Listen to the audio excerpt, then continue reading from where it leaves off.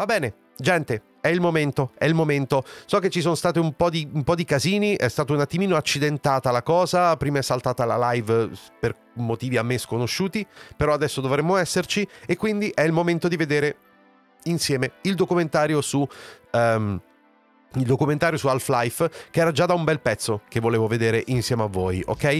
È un documentario fatto proprio da Valve per il 25° anniversario di Half-Life, che si è accompagnato anche a un po' di cose che sono accadute, un po' di aggiornamenti proprio del gioco, e per l'occasione infatti ci sono molte persone che lo stanno recuperando, d'accordo? Allora, la mia esperienza con Half-Life, io ve lo dico subito ragazzi, è estremamente limitata, perché l'ho giocato quando ero a malapena un ragazzino e l'ho giocato veramente poco, quindi mi ricordo poco e niente. Mi ricordo di aver giocato un po' ad Half-Life 2 sul computer di un mio amico, perché sul mio era impossibile che girasse purtroppo all'epoca, e mi ricordo la meraviglia della fisica, di vedere tutte queste cose, però in realtà io credo che il documentario sia sul primo Half-Life, quindi con tutta probabilità vedrò un sacco di cose che anche per me sono nuove. Comunque è un documentario che secondo me va visto, era tanto tempo che volevo vederlo, quindi io direi senza ulteriori indugi, direi che ci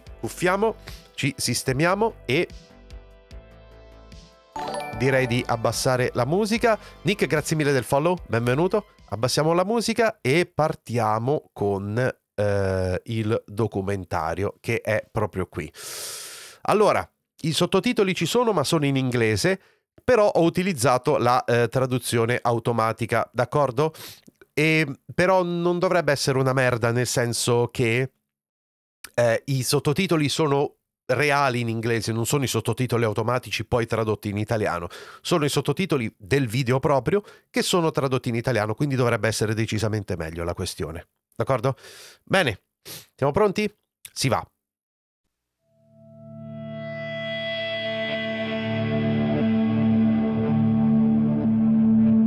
Dura un po', ragazzi, quindi mettetevi comodi. You just go over the mountains over here and you're in high desert. You get past Ellensburg and it's Interromperò poco questo documentario perché se no ci mettiamo davvero troppo. Most of the reference came from Eastern Washington. I did a drive out to the Columbia Gorge and took a lot of photos and also a lot of just reference imagery of just like, hey, this is what desert looks like and big cliffs and stuff like that. Nick, benvenuti ragazzi. That drive was 2 days. It was 8 hours down, 8 hours back, and I'm not even sure I spent the night. I did. I must have spent the night down there. So while it was definitely made for the Southwest, the local reference was out in the Columbia Gorge. Good morning and welcome to the Black Mesa Transit System. This automated train is provided for the security and convenience of the Black Mesa Research Facility personnel.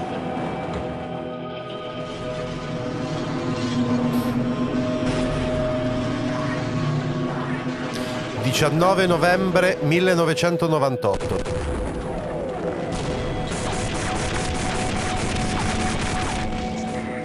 Ciao Bonambi.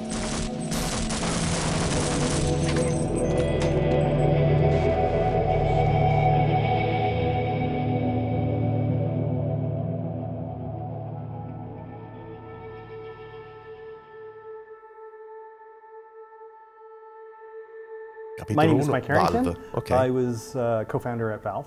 I wasn't really used to big companies. When I started at Microsoft, it wasn't that big. It was like 1,500 people, like a big high school. 9 years later, it was significantly bigger. I'm thinking, oh, this place is too big. And that was still like 1996, so they had a long ways to go.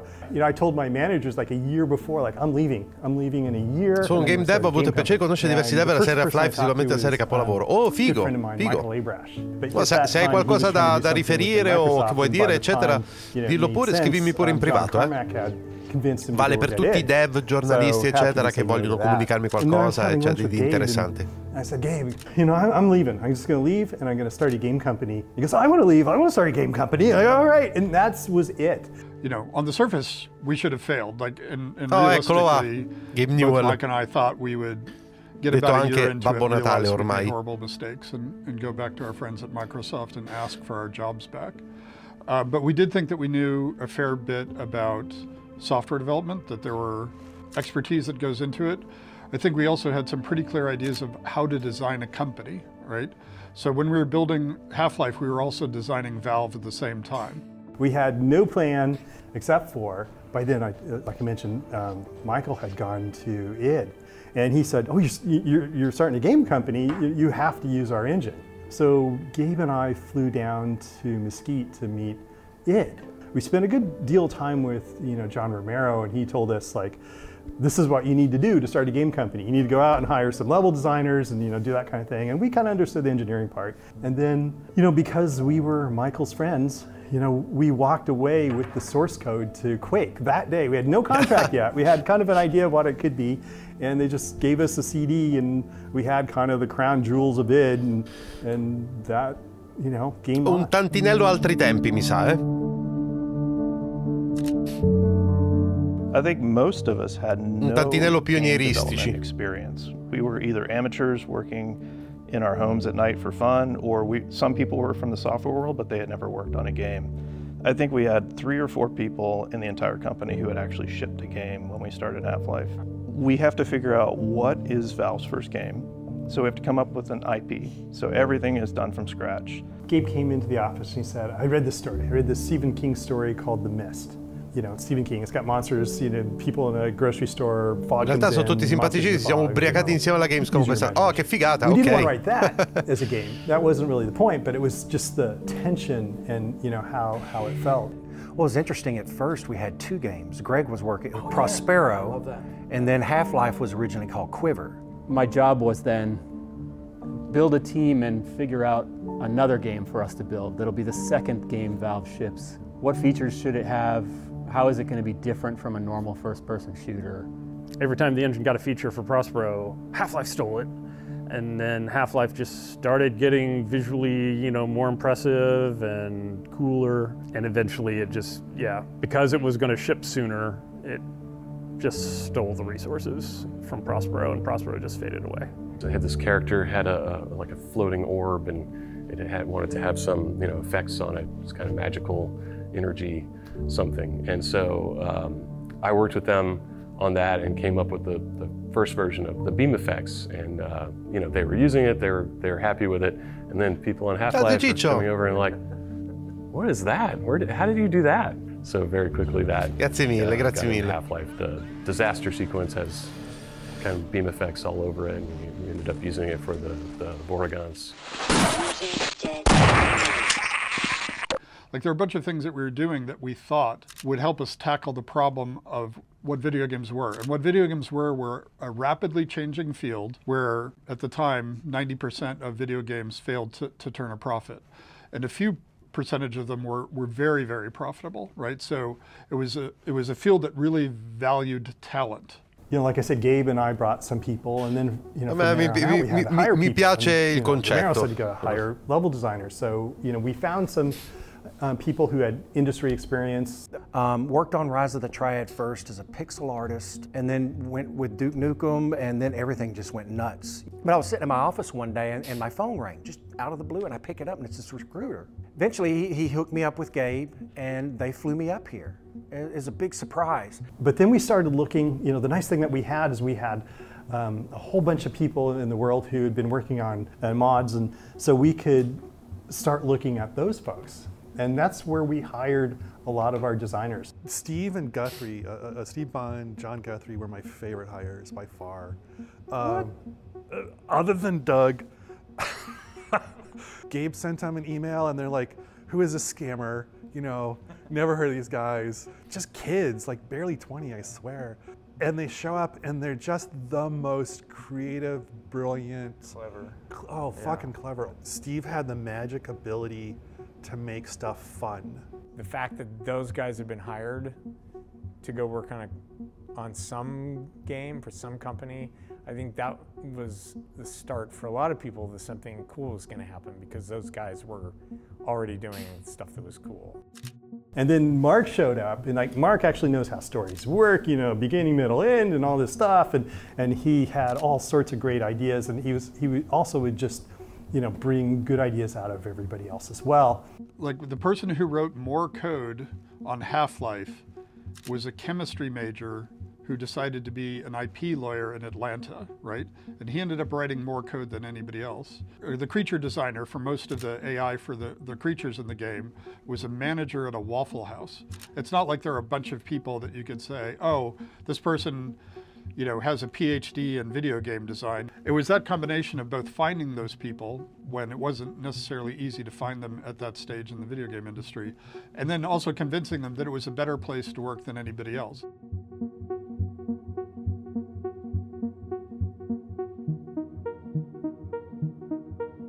Quiver?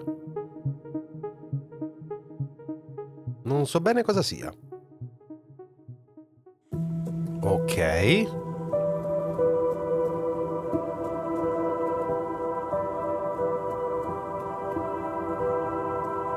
One of the things that I definitely learned was how to hire engineers. And you know, we needed some engineers. For us anyway, we had licensed ID's engine, you know, we're using the Quake engine. And one of the things primo nome dato ad Half-Life engineers probably Ken was talking about was if it would be possible the save system to kind of like join our levels together in a really seamless way. So you get to the end of a level, save stuff, and then load some of it on the next level and have it just feel like, you know, the world's all connected. And so we had like every once in a while a hallway or the train would get to a point and you would have a little stop for the level to transition. And so he wrote that code leveraged on top of just the save load code to do the transitions. And I think in Half-Life 1 we got most of the transitions were, you know, a second or two. You know, I remember when we went from 8-bit to 16-bit, like, hey, we don't have to have all our textures fit in a certain, you know, 256 colors. That was a huge liberation. The two tech investments we made for Half-Life was to get to 16-bit color and skeletal animation for all the monsters. But at the time it was completely revolutionary. Your Quake characters were, it's like a text file of vertex positions over time. I wanted so much more animation, and I wanted the animators to have the freedom to put in 100, 200, 500 frame of animation, if not more. And then you can do all sorts of other things because you have a skeleton, so it's like, oh, I can hook on a gun to a character. I can start to make changes of characters and replay the same animation or reuse most of the same model, so we can swap out heads, we can swap out this, we can swap out whatever. Like all the technology that went into the game to make it as fun as it is was not available one generation before. So licensing the Quake engine, which was, you know, very mature and had level designers who'd grown up just goofing around with it.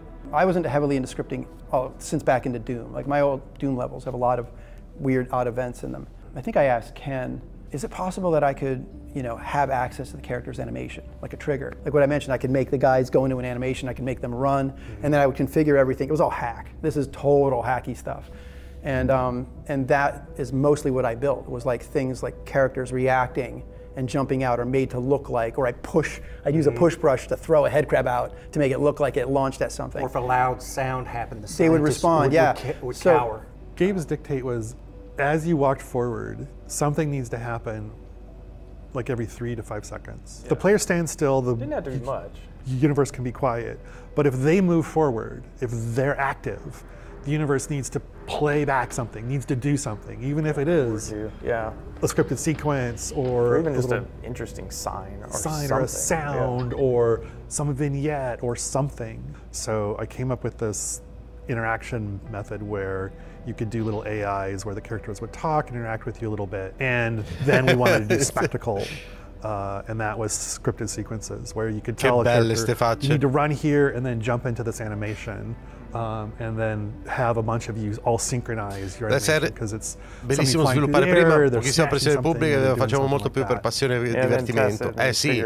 Like, oh, this is real easy to break. That was e considera che però in pochi già la facevano lo stesso. Where you'd have like a head crab jumping on a scientist or something, and it's like, yeah, it works totally fine 90% of the time, but some people just sprint right at the scientist, and sometimes we have to put them behind glass. And sometimes getting the level designers making the player want to do the thing that gives them the most fun is a very subtle art. The tentacle sequence is probably the one I remember the most. You're playing it, right? That was the first time I think they melded together. Because you had your trigger so closely, and we wanted it to be triggered. So by the time you start to see it, you see the scientists flying through the air and hitting the wall. Then you could look in and you could see the scientists being carried away. The tentacle itself is separate; it's on its own, and you bring the two together, mesh them together, and boom. It felt so seamless though, and that for me was like. Moments like that, and that might have been the first one, is when you start to see the scripted events and play start to blend a little bit more than just ambience. For God's sake, open the silo door! They're coming for us! It's our only way out! Oh my God, we're doomed! I remember Brett in particular had done some of the lab scenes where scientists would walk from one area to another and just look at a monitor. And it gave them a little bit of life. A ton of the work that went into that area was. Che bella coincidenza, comprate inizio e salti tutto quello che riguarda Half-Life a €6 circa. Primo e secondo DLC, ora sto rigiocando a primo, sono vecchio ma per me è ancora giocabilissimo. Ci sta, ci sta. Io ammetto che sono uno di quelli che un po' lo sente il peso degli anni nei giochi, quindi non lo so se me lo godrei veramente se lo rigiocassi adesso. Però mai dire mai. I'm like, oh God. Perché oggi ne pochi ce la fanno, vero, però il mercato è 10 volte più grande. Ma il lavoro spesso è una questione che arriva alle aspettative degli utenti. Pure quello dipende dal genere, probabilmente. It was sprinting, it was... You could get so far, Baldur's Gate 3, scaricata beta, ho giocato per 2 ore, mi è piaciuto tantissimo. Ma il genere allo stesso tempo poi andare avanti allo 6 per vedere tutte le meccaniche di gioco. È un gioco complesso, è un gioco ricchissimo. Quindi devono piacerti i giochi ricchi, ricchi veramente. Like a particle or a sound or lighting or something, and then you wanted them to see what was happening. But when we play tested, and if like a scientist was like being pulled into a vent or something, like people wouldn't just stop and like, oh, sometimes they would be like, oh wow, look at that. They just run straight ahead and just start shooting. It's hard when you think di Black Mesa ho già sentito parlare. Recognize that those kind of interactive moments were so new, like people just hadn't seen them. It was worth it because no other games were doing that. No other games had that interactivity. No other games had that spectacle playing out in front of you. And it just added that whole feel of Half-Life. Gabe had started to develop this theory around interactivity, and the environment needed to let you do what you wanted and then react to it. So if you did something, if you shot your gun, there needed to be a bullet hole in the wall. If you did a thing, people needed, other characters needed to react. The world is acknowledging you exist. The world is acknowledging all of your actions. And that's this huge part of reinforcement. Ma Cosmo, grazie mille della sub. Grazie di cuore. Sitting in a design review and somebody say that's not realistic, and you're like, okay, what does that have? Avevo spento gli alert su questa pagina. Explain to me why that's interesting, because in the real world, I have to write up lists of stuff I have to go to the grocery store to buy, and I have never thought to myself that realism is fun. I go play games to have fun, and so we had to come up with some notion of what fun was. We knew it was an ad hoc definition, and it was the degrees to which the game recognizes and responded to the player's choices and actions, right? In behavioral science, you would say we're explicitly talking about what were reinforcers and what the reinforcement schedules were, right? At that point in time, that was a useful way of making design decisions. The point I would make is, if I go up to a wall and shoot it, to me, it feels like the wall is ignoring me. I'm getting a narcissistic injury when the world is ignoring me. So does this, to me, I was trying to convey to the user a sense of, yes, you were making choices, yes, you were progressing, which meant the game had to acknowledge that back to you. If you shoot at a wall, there have to be decals. If you kill a bunch of Marines, the Marines have to run away from you, right? You have to have this sense of the game acknowledging and responding to the choices and actions and progressions that you've made. Otherwise, it loses any sort of impact.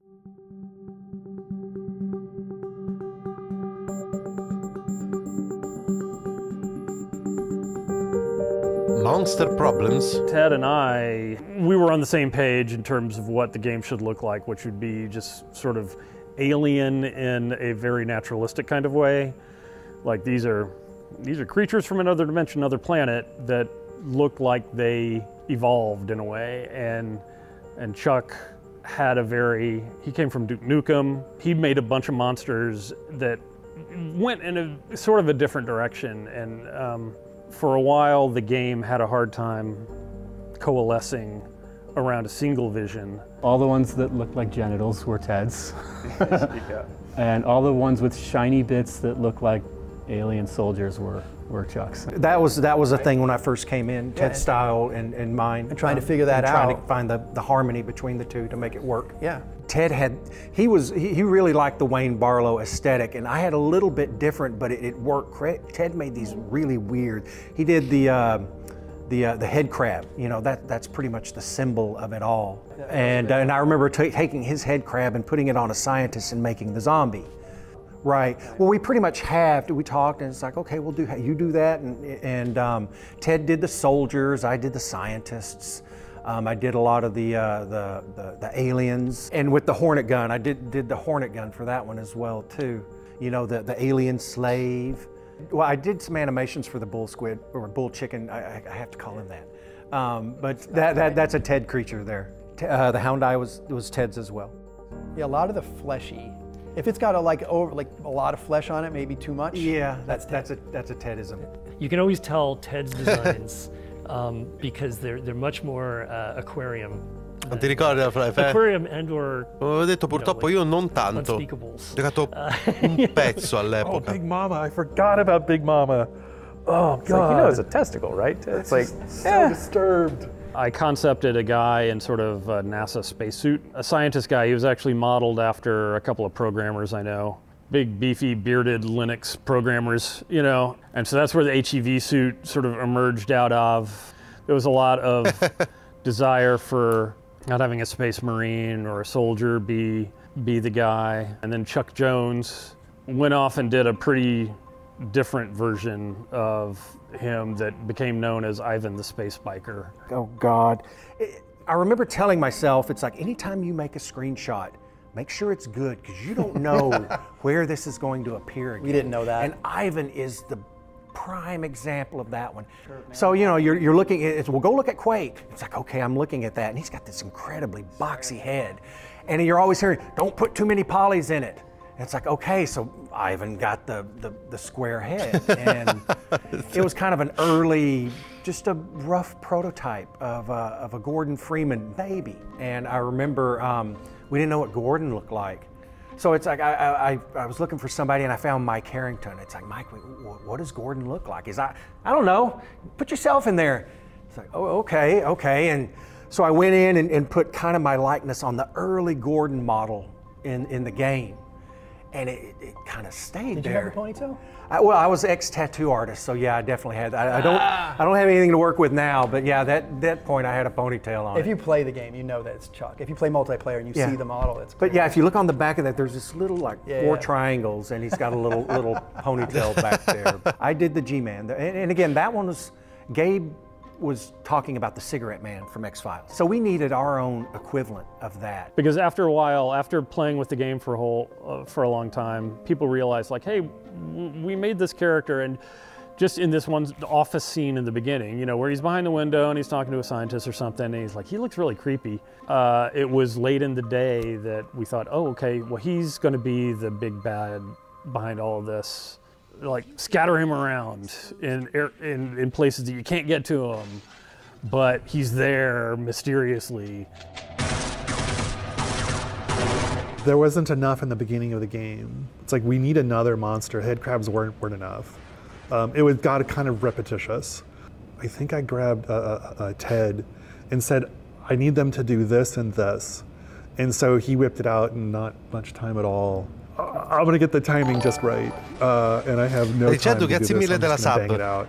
Grazie di cuore. And then once it was working, everybody said, "Oh, let's go back and sprinkle them back in the maps." And that was this. We introduced them a little earlier than we were planning. Yeah, because they weren't real tough. They weren't supposed to be tough. But they were ranged. But they were ranged, and they were fun, and they had a big show, and like that was showing off a bunch of stuff.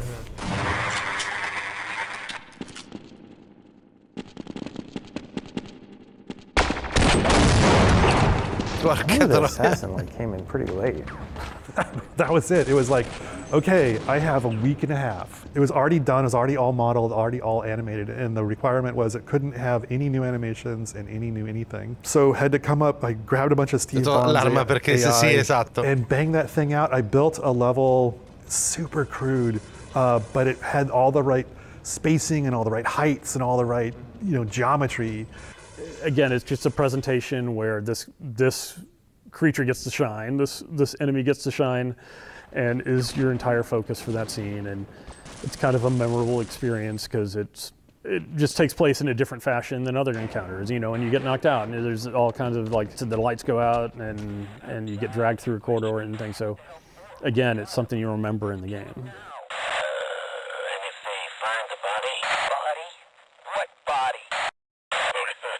Questa cosa è molto figa che sia stata fatta negli anni 90, santi Dio.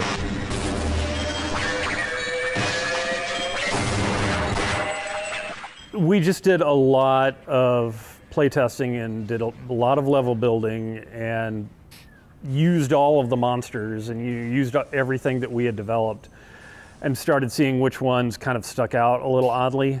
Like we had the hound eyes that Ted had concepted, and Kelly had done great sounds for them, and so they seemed like a very oddly plausible sort of alien creature.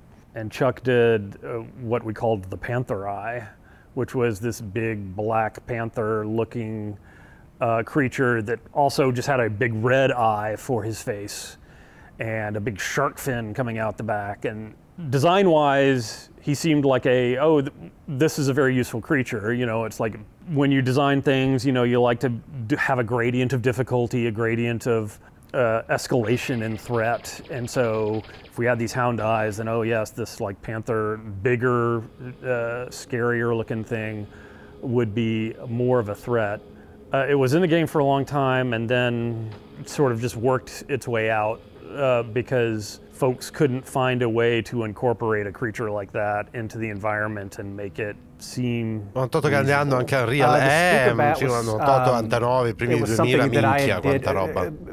Just another creature from the air. We had the chub toad that we were going to use as a feeding animal to help, and yeah, they had a mechanic to where they were going to use this to distract monsters so you could possibly get by. And, Adone, grazie mille della Subcom Prime. Grazie per 30 mesi di fila, praticamente quasi 3 anni. Grazie di cuore, grazie davvero del supporto. Le texture del mondo fatte da una sola persona. And so there's all these like big, really banal office buildings, and that's kind of the direction I went. So it started becoming a facility. And so I started making these kind of linoleum tiles and the drop ceiling, the concrete block wall, the black and white tile floor. She was like the texture artist for for most of the game.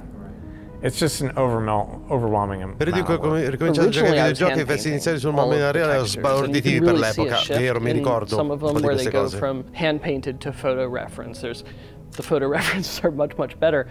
So I was all over Seattle, Harbor Island, Gasworks Park, getting rusty metal things. What can I get good pictures of that is vaguely industrial and interesting to look at? And then how can we use this? And so, sides of boxcars, and I don't know how many hallways in Half-Life are, the side of a train car kind of thing. The Kirkland Costco, a lot of time in the Kirkland Costco, getting just packages of, I don't know why I needed snacks or something. Che figata.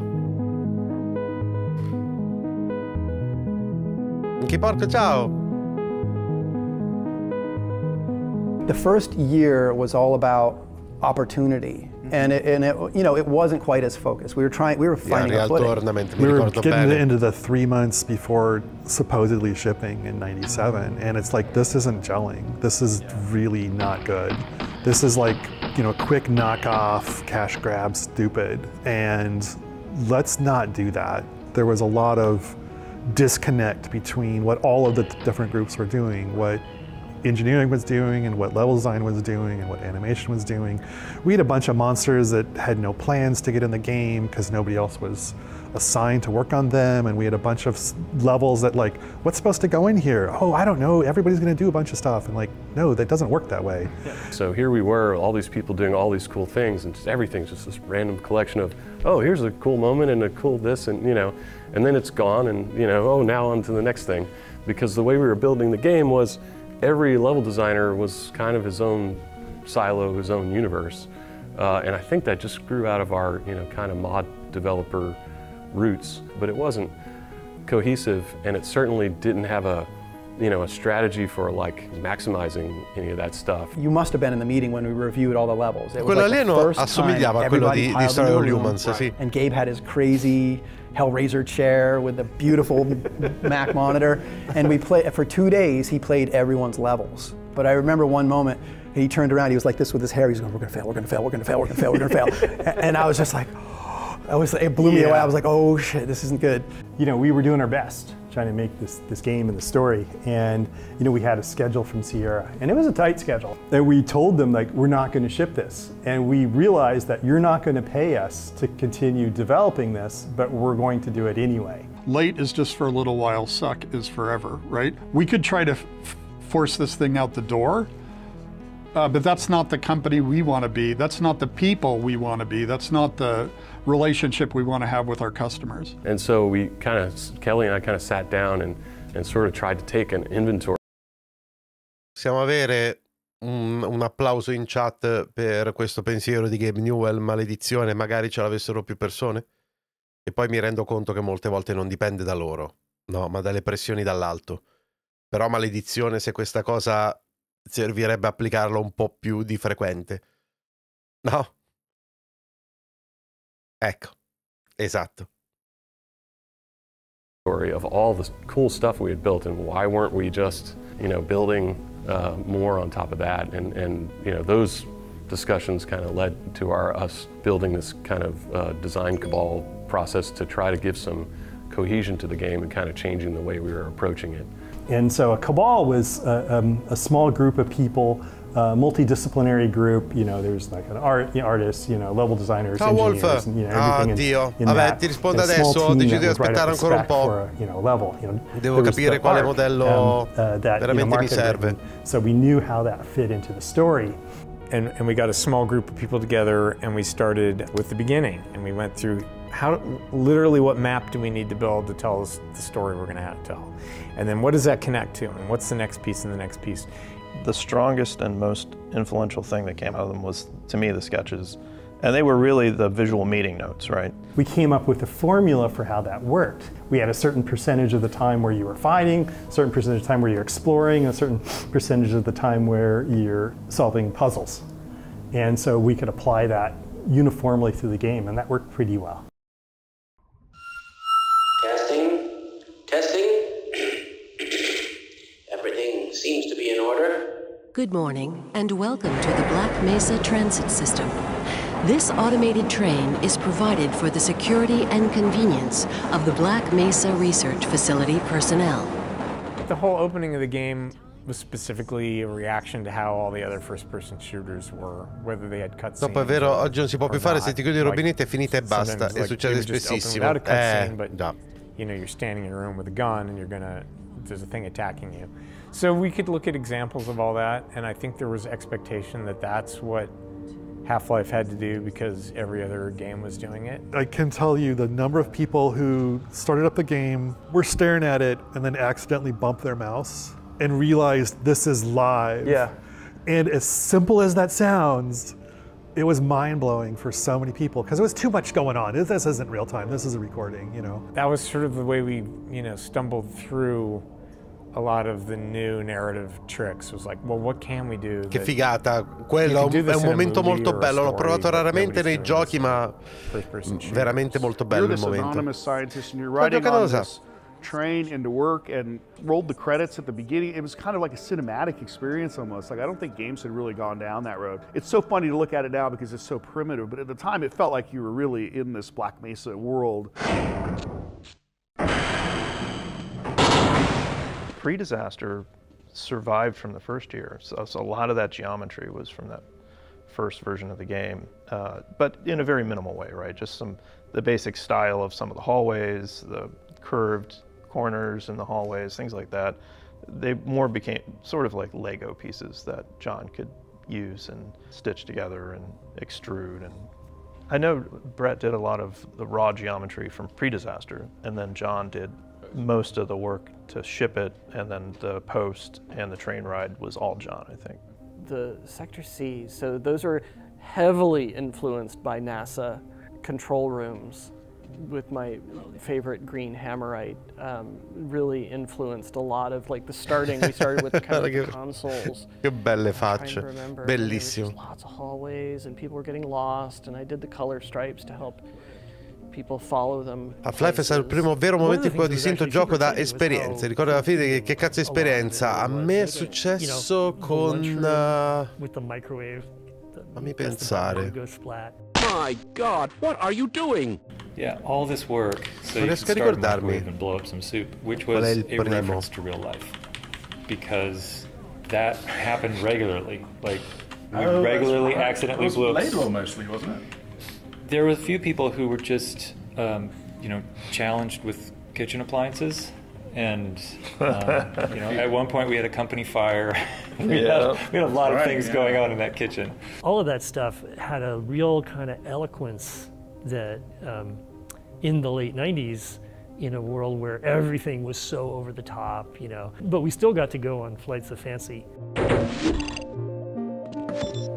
Welcome to the HEV Mark IV. I think like a super pivotal moment for me was when we came in this one morning and we saw Final Fantasy VIII anche per me. That Kelly and penso di sì.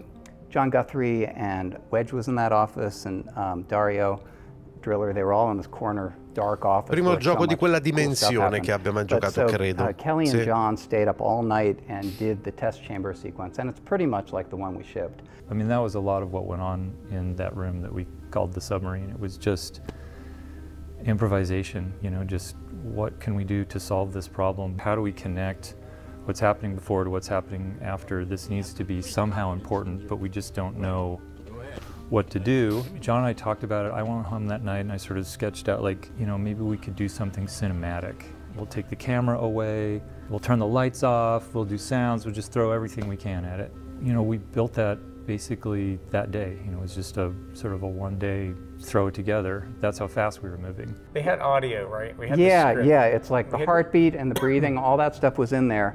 And I played through it and it was like, damn, I have not seen this in any medium, in anything before, experienced something like this, where this immersive experience of this actually happening like this. And at that point, it's like, okay, I see what it is we're doing. And it's this kind of immersive, unbroken experience that happens to you, the player. And then that was this key principle about how, you know, we never take you out of that role. Personally, the difference between before the disaster sequence and after the disaster sequence, I felt we really had, I had an understanding that this product was going to be special, or it was going to be possible, it was going to be tied together. Whereas before that, there was a lot of really good stuff and a lot of little things all disconnected. But you guys managed to tie two very different parts of the game together really well. And I thought, okay, now I feel like we're on track for finishing this product. To me, it shifted my brain to have a lot of confidence that this product's coming together rather than just generating a lot of content that exists independently of other content. One of the ways we were funding our development was we sold a preview copy of Half-Life to a video card company, I forget which one. And so they had in their contract that we had to deliver it to them by a certain date. And we got like the first 3 levels done for them. It was really a good milestone for us, just, you know, from working as a company, because hey, there was a deliverable. We got it done. And, you know, we shipped it off to them. And then I swear the next day it leaked. And I was just livid at first, which was stupid. But I was just like, oh, I can't believe you guys let this get out. Like, you know, this wasn't us, you know. And then it turned into something amazing where people started playing it. And it was all over, and we started, you know, seeing it, you know, online, what people were thinking about it. And I forget which magazine who said, usually we don't review, you know, beta software, but they reviewed it and said, this is awesome. And that gave us a tremendous amount of confidence. It was an outside validation of what we were trying to do, that it was the right thing.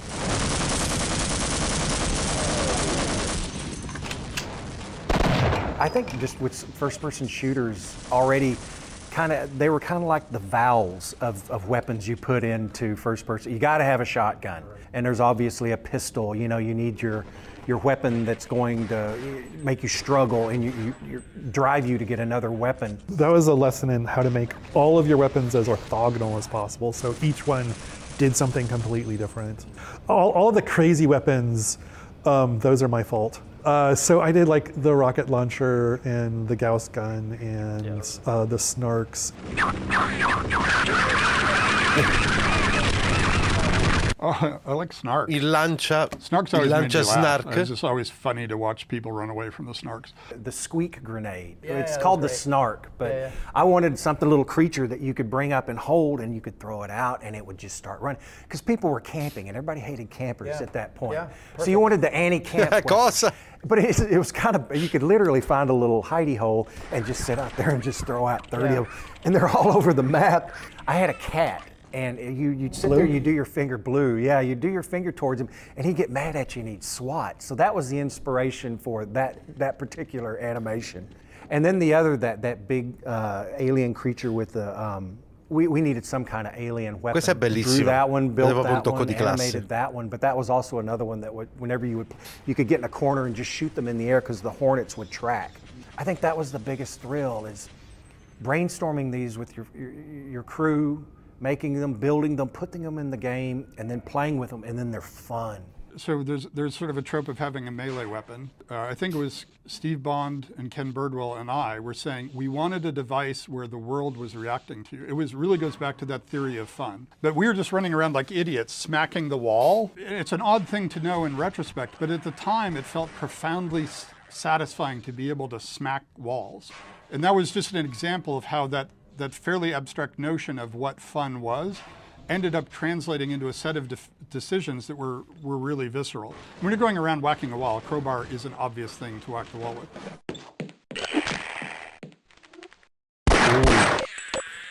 Tutti i suoni, gli effetti e la musica di Half-Life sono stati creati da una singola persona. Wow! Questa persona che ha scritto il codice di caricare DSP Reverb Effect. Porca miseria, che figata! Giubi, grazie mille della sub. If the sound could let you know what's going to happen, that's really makes it powerful. So we're always on the lookout for that in level design, in monster design, communicating, because the AI is often hidden from the player. So we use the sound to broadcast the internal state of the AI.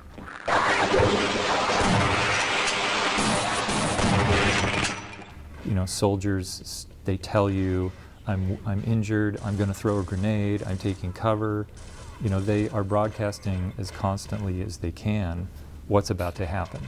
So it was really important to try to keep those states distinct so that as you play the game, you're actually, whether you're aware of it or not, you're starting to be able to tell what's about to happen. Okay. We knew he was a musician too, so he could do sounds, but he also decided he was going to write the sound engine. And then he wrote the soundtrack. And he'd never written a soundtrack before, and he wrote the whole soundtrack for the game, and it won an award, and it was crazy. There just weren't that many of us. I had a little bit of a background playing music. I understood the sound engine really well, so it was really easy for me to just hook sounds in, and I understood enough about the level design side that I could kind of connect those things a little bit. The sounds could come from anywhere, and then I just heavily modified them. Usually those are animal sounds, reversing, changing the pitch, chopping them up and rearranging them. Head crabs were rats. The little squeaky, yeah, that's a rat slowed way, way down and then reversed.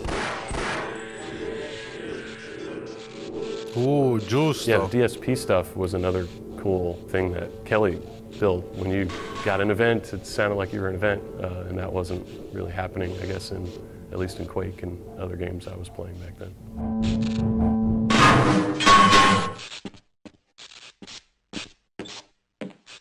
We had these huge silos, these cavernous spaces The day they had their own echoey DSP, it made an enormous difference, right? You believed the space.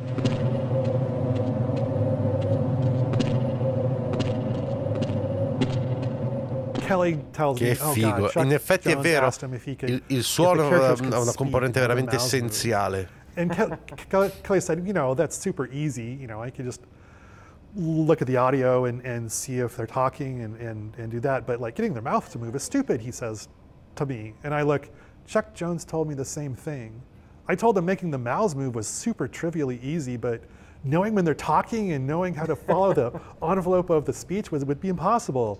And Kelly and I just both looked at each other and like, oh. And so I went back to my office and he went back to his office. And I think within an hour, the characters were talking and their mouths were moving. And it was only because we sat there at lunch bitching about an animator who was 100% right. Why are you leaving me here?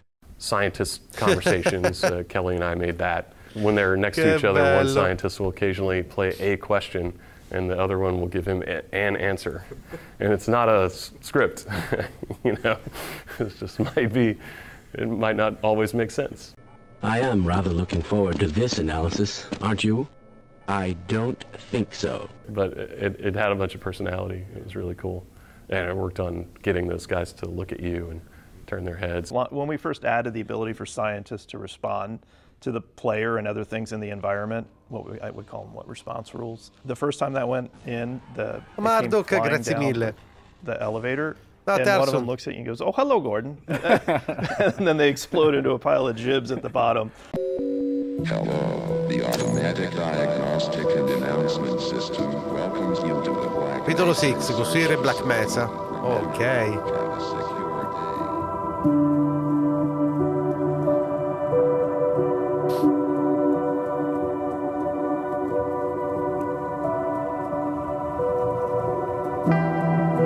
I hadn't really started working on the biggest part of the game, which I ended up shipping, which was surface tension, prior to then. A lot of the work that I had done was the Alien Research Labs, which turned into questionable ethics, and all of that was ditched.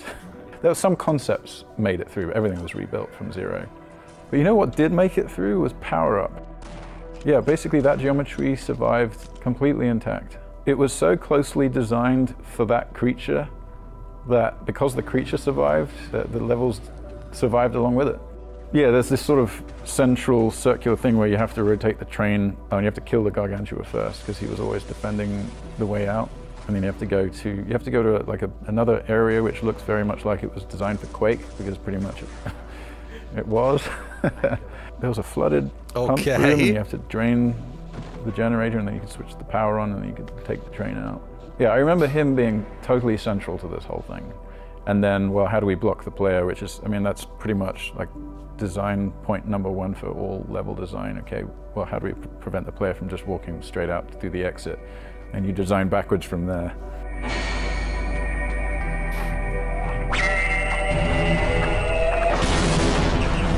In the first year, we built a lot of world space, a lot of track, as we call it. The programmers would try to fit the AI into the existing maps. What we did the second year was we built the AI in very constrained environments that showcase the AI. Let's make the ideal space for the AI and then give that to the level designers to incorporate those elements into their map so that it worked better and was more interesting. And that Gargantua was an example of that. And the grunts especially. Yeah, we had the AI that Steve had been working on, and he had designed all these interesting encounters with them just in his test map, and so he had them up high and down low, and so basically we just could re-leverage that. Say, okay, let's start where the player comes in low, and there's a Marine on the same level, and then the next one they're up high, and then they come running down. Because it was really neat to see them retreat. They'd try to run back up the stairs and try to flank you from another side. Steve Bond, like I mentioned earlier, was this really young guy who had been making mods in Quake C, really the designer for so much of the AI. I mean, all the stuff that's good about the soldiers, the grunts you fight in Half-Life. Yeah, we had a little bit of a language we could sort of use to say, you know, this is a place they can climb. This is a place they can jump to. This is a good place to hide. These are good places to go in general, or interesting places. So, you know, the AI had a little bit of help.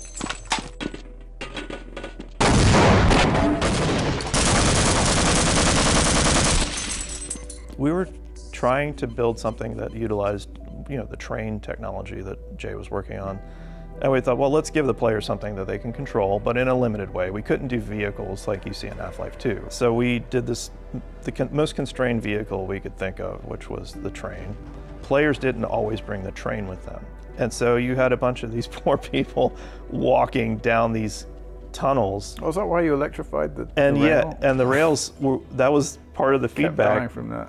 Part of the feedback was, well, you can just bypass all that, so we made the rails electric. It's like, well, maybe that'll teach them to bring the train with them. But the basic idea was, you know, let's explore that, and then also reveal some of the hidden deep parts of the base, you know, the abandoned areas where you might get a lot more of the Zen creatures. You know, we had designed some of the ones that didn't make it into the game to appear there, you know, bats that would dive bomb you, and while you're on the train, yeah, Stuka bats, and then we also tried hard to not make it feel like it was the super linear thing, so we tried to give little branches, and so there were some challenges there.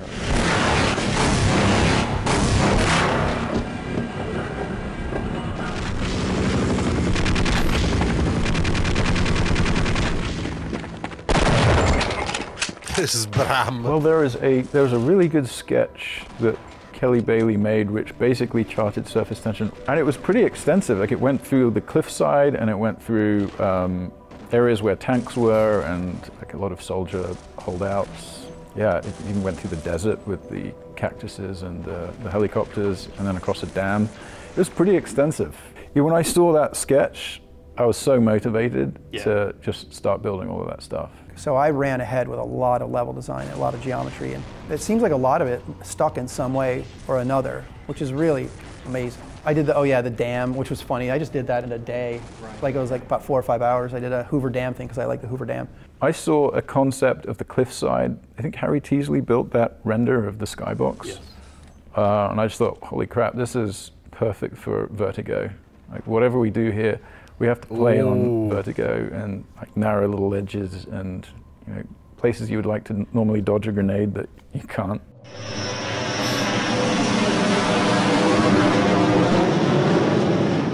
And that's the moment. That's really the big part of that level, is that reveal, and the play is kind of supports it afterward. Yeah. The helicopter comes in, you're fighting the helicopter, which is awesome.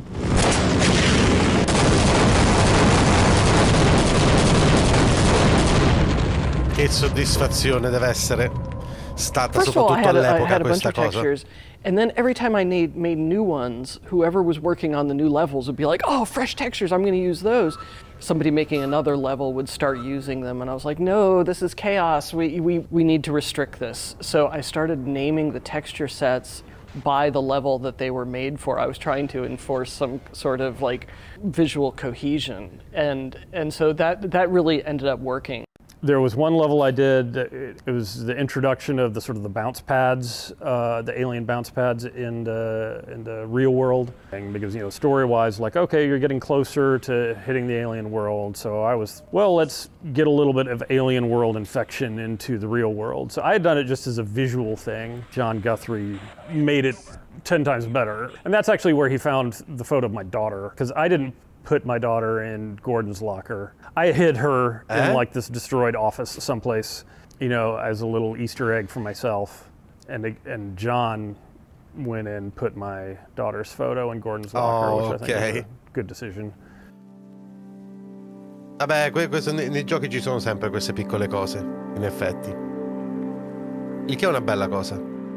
Personalizza molto il gioco. I spent 5 minutes on 25 years ago from people who've now thought about this for 25 years, and they're thinking that there's 25 years worth of development went into this. I'm like, on some level, when you start talking about lore, I'm like, well, there's Black Mesa. That was just a matter, we needed a name for something that was evocative. In that entrance, when you get off the train, and there's that lobby where there's a big map on it. Scusate, questa è una cosa su cui voglio fare una pausa. Sono piuttosto convinto che questo succeda molto spesso, ovvero che cose che sono state create, nomi che sono stati dati, decisioni che sono state prese in pochi minuti 25 anni fa, sono stato oggetto di speculazioni per 25 anni e poi un bel giorno arriva la spiegazione di quello che l'ha creata dicendo boh, volevo fare qualcosa di figo. Sono piuttosto convinto che un sacco di cose abbiano esattamente questa spiegazione e che dietro non ci sia un gigantesco enorme disegno di uno che ha pensato tutto per 20 anni. Sono piuttosto convinto di questo. When we were making that map, that was fairly early on, I put a dot in New Mexico. And then that turned into, I think Mark saw that, he was like, oh, where is that? This is where we are. And then he named it Black Mesa. That is a favorite thing of mine, actually. If you come up with a name for something and it evokes something, then you don't have to write the whole story. It's because it's a conspiracy plot. Everybody knows more about it than you do, so you don't have to answer those questions. You just keep raising questions and make the mystery kind of thing. Like dialogue came in later. Also, a lot of the scripted sequences came in later, and those helped to kind of sharpen the storytelling aspect of it because, I mean, setting expectations to get up to the surface and then like, oh no, they're not here to help us. The whole thing about diegetic writing, right? Like keeping the exposition in the game instead of outside the game. Stessa cosa quando facevo studiare pensieri di grandi scrittori. Lì magari è diverso perché con le loro parole vogliono davvero comunicare qualcosa e non è solo raccontare una storia tipo oh guarda questa bella storia che ho scritto, magari c'è davvero un messaggio dietro. Però per certe cose sono le realizzazioni videogiochi componenti sono talmente tanti e tipo un quinto i giocatori li vedono veramente.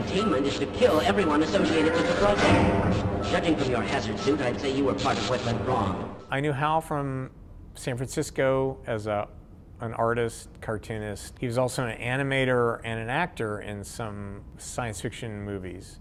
So when we got down to the wire, we did a bunch of voice casting and nothing was right. And I just kept thinking of Hal. And I finally just called him and said, Hal, I want you to at least talk to people here so they can hear your voice. And I got him on a speakerphone and I had a bunch of people gathered in my office. And I'm like, okay, Hal, everybody's here. And he's like, well, what would you like me to say? And everybody was like, this is him. This is the guy. Why do we all have to wear these ridiculous ties? Another interesting voice thing was the G-Man. So we liked Mike Shapiro's work. So we knew we wanted to use him, but we brought him in to do Barney and also the G-Man. So we did a take on all the G-Man lines with kind of a straight voice, and it was thinking that, okay, we have something safe, but we're not super excited about it, and give us something else. Ma cazzo, tu hai segnato la mia giovinezza e loro, per me era un lavoro e basta. Then is in our control. Secondo me è più comune questo del... Thanks to you. Quite a nasty piece of work you managed over there. I am impressed. And we took it back, and everybody just loved the crazy lizard voice, and so that's how it worked out. Did you do the Nihilanth? I did. Okay. Ladies and gentlemen, the Nihilanth. Just imagine his head floating in space as a baby.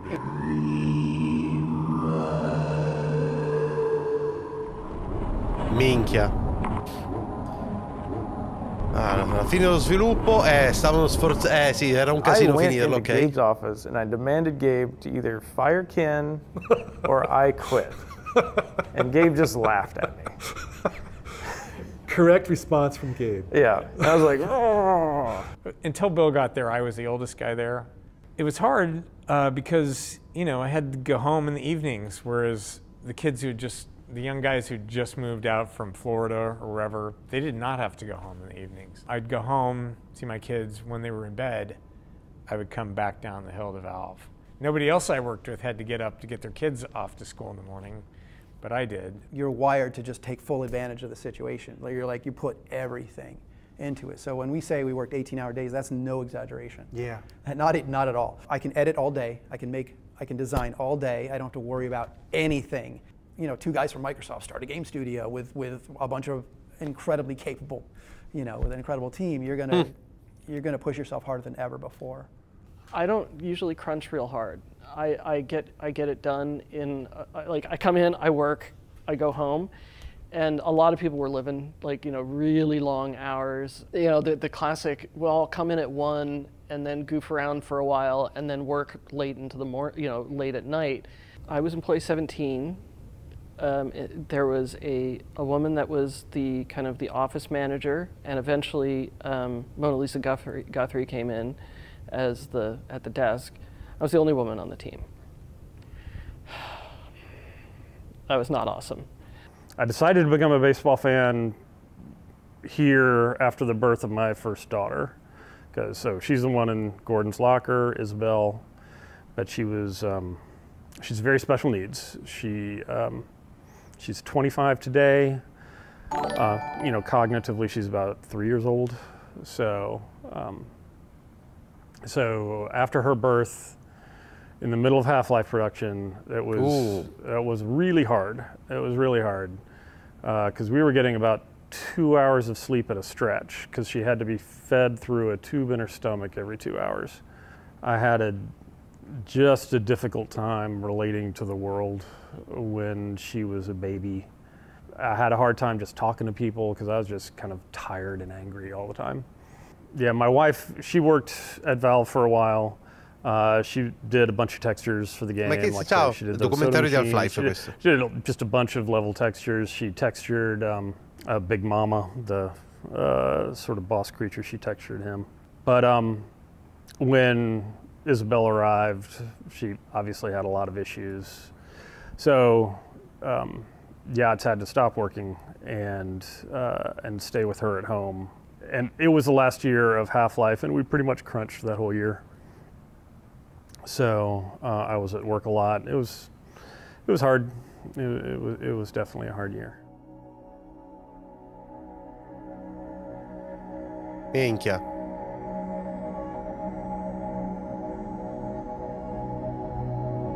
Capitolo 8, Xen. Games have often had this thing where they're just a little too attached to Star Wars, Blade Runner, Aliens. So it wasn't that hard to try to get people to go, let's think of something really alien. Like what Zen was initially was you're gonna go inside a huge alien organism and kill it or figure out how to turn it on or off or something like that. I didn't know we couldn't actually do that or what was involved. What does it mean to have alien architecture or a planet that's biologically defining the structures in it, as opposed to what the tools we're good at, which is making rectangles? And then slowly it scaled back till it was more and more corridors, and that everybody was really good at. People were finishing up stuff and I was still working on Zen because it was like it went through a lot of iteration, or at least we're trying to figure out what it was. Different people were taking swings at it, either in static concepts. Weren't you under a bit of a timeline crunch for it as well? Yeah, it was the end of the game. Yeah. I wanted to cut stuff out and they're like, no, leave it in. I'm like, yeah, but I don't have any, there's nothing, I don't have any support for this. Right. And then after a lot of it was built, it's like, oh yeah, we're gonna change the gravity and give you a jump pack. That came later. And I was like, ah. There's a lot of stuff, especially in Zen, where you're getting close to a first draft of some things, right? Because we just didn't have time and we got to the end of the game. And so we considered not going to Zen, but the art concepts people did were so cool. For the Zen textures, I was deeply inspired by electron microscope imagery, and we had so much of that regular structural texture material that I wanted to do something more organic. Insects as well. I think there's a lot of textures that were based on beetles. That was really fun and incredibly challenging levels to make because that editor was not friendly for organic shapes. I built the little behaviors for the tree that hits you if you get too close, and the light stalk that kind of hides. But Ken did a bunch of AIs there, the floating controller guys. And the flying guys were great, but you had to set up air nodes for them to travel properly. I prototyped a lot, and some of those prototypes were used in the final battle, I believe, and also for the Gonard, which I think Randy did. We, at some point, have to stop polishing. At some point, we have to, like, it is what it is. And if the player hasn't had fun up until that point, well, then we failed. They're not going to get to that point, so who cares? It just has to finish, and it did. Yeah, and there's always Half-Life 2 to win them back. I love that sensation of being alone in an alien dimension. Vabbè, a un certo punto sì, devi chiudere. That people really liked in the game was scientists pop up and Barney pops up and you have companions and you have this feeling of companionship around you with all the other stuff that's going on. So a lot of people miss that, which I understood, and I think if we'd had thought about the ending from the beginning, we would have figured out some ways to do that a little more. Vabbè, ma una roba pionieristica probabilmente non lo puoi sapere. 19 novembre, rilascio di Half-Life. Una parte del team e le famiglie sono andate in vacanza in Messico, a drogarsi probabilmente. I remember coming back from downtown Cabo very drunk and then running to the beach, but didn't know there was like a 6-foot retaining wall there, so I just went right over. And then I was hurting so much I slept the night where I fell. Yeah, I woke up the next morning. I had never heard that story. Oh my God. Bellissimo. It's a good thing you were pretty young. I remember after we'd gone final on the game, I was home one morning, you know, taking a shower, and my wife asked me, you know, like, it's done. Is it any good? Is the game any fun? Like, I don't know. Like, I hope so. You know? I don't think it's exaggerating by saying if any one of the crew had disappeared for a month, we wouldn't have shipped. You know, it didn't matter who they were. You know, everybody was mission critical. My inspiration from Valve, what I really took away with me was that the thing that is most important to me is what are we making? Coming in as a texture artist, you don't have a lot of expectation that you're going to get to influence that. And I was able to have quite a bit of influence on the what. It was so fun to work with the people who were making Half-Life. The collection of people were diverse, at least like in their professional backgrounds, was kind of all over the place. And so figuring out how to work with all those people, but also just the fact that we had hired really stellar people who were good at collaborating, like the conscientious people, deeply passionate about what they wanted to create. That just was a recipe for a professionally, like, really good time. It seems to me that one of the things that good games do is make 2 games worth of stuff and then throw away the bad game. And fortunately, like, Valve was able to do that. A lot of companies couldn't do that, but backstopped by Gabe and Mike, you know, Valve could afford to do that. I always have absolutely nothing interesting to say when people say, would you reflect on your legacy? Like, I really don't look back a whole lot. I'm always excited by the future, right? So to me, it's like I can look back at the things we did, but to me, they're just sort of like the stepping stones to what we're going to be able to do in the future. That's just how I'm wired, right?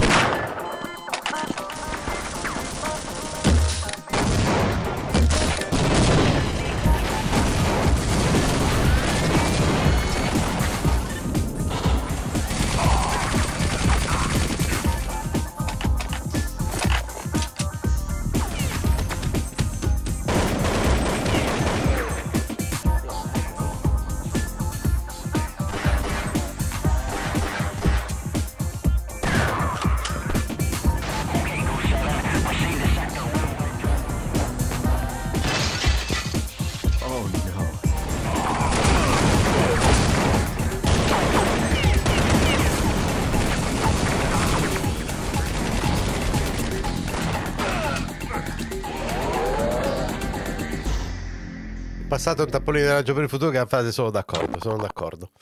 Ok ragazzi, quindi questo era effettivamente il documentario di Half-Life. Allora, è stata una sensazione, per quanto, come vi ho detto all'inizio, il gioco... Oh, ok, Ivan the Space Back and Friends ora disponibile nel deathmatch di Half-Life. Che bello. Ok, allora, sapete una cosa ragazzi, per quanto io effettivamente, come vi ho detto all'inizio, non è che abbia tutta questa esperienza con Half-Life, ho trovato una curiosa familiarità in questo documentario, nel senso che mi sono reso conto che è un qualcosa che ho già sentito altre volte, è un qualcosa che ho già sentito di altri giochi, e quello che effettivamente è stato è il racconto di un team che voleva semplicemente realizzare qualcosa di figo, ed erano appassionati e ci hanno messo il cuore, e alla fine del tipo maledizione ha funzionato, no? E questa è una gran bella cosa, perché se vogliamo è straordinaria ma anche molto semplice allo stesso tempo. E non credo che poi col passare del tempo riesce difficile non idealizzare questi momenti e dire Half-Life, gioco capostipite, una delle pietre miliari del videogioco veramente, no? Però guardate com'è nato. È nato con una certa dose di semplicità e, per carità, con una anche bella dose di eccezionalità, perché fin dall'inizio volevano creare qualcosa di veramente eccezionale. Ma voi non vuoi, gran parte dei progetti nascono con questa ambizione, ma poi alla fine non va sempre a finire così, direi. Anzi, sono pochi giochi che entrano veramente nella storia.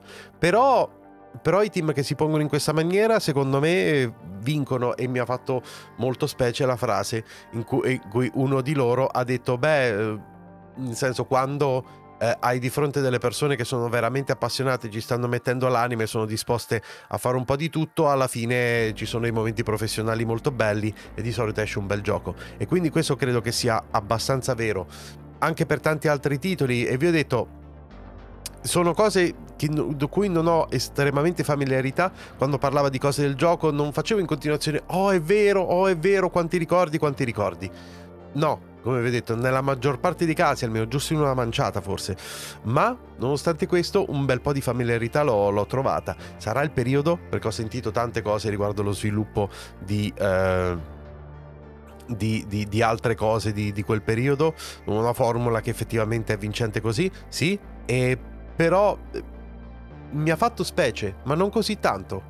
È una storia abbastanza semplice, vuoi o non vuoi, il che fa ben sperare per il futuro, nel senso che spero che sempre ci saranno gruppi di ragazzi e ragazze che hanno semplicemente voglia di creare un gran bel gioco e nient'altro, ma poi viene tutto il resto. E quindi diciamo che in questo momento, mentre vi sto parlando, con tutta probabilità sono a lavoro quelli che faranno la prossima pietra miliare del videogioco, e magari sono nel garage di qualcuno o sono a casa a parlarsi su Discord, e magari in 3, no? E parlare di che cosa diavolo fare con una certa cosa del gioco che stanno sviluppando. Questo tipo di semplicità mi piace particolarmente, e mi fa sperare che non smetteremo mai di vedere dei capolavori finché ci saranno dei ragazzi così, e grazie a Dio credo che sempre ce ne saranno, ecco.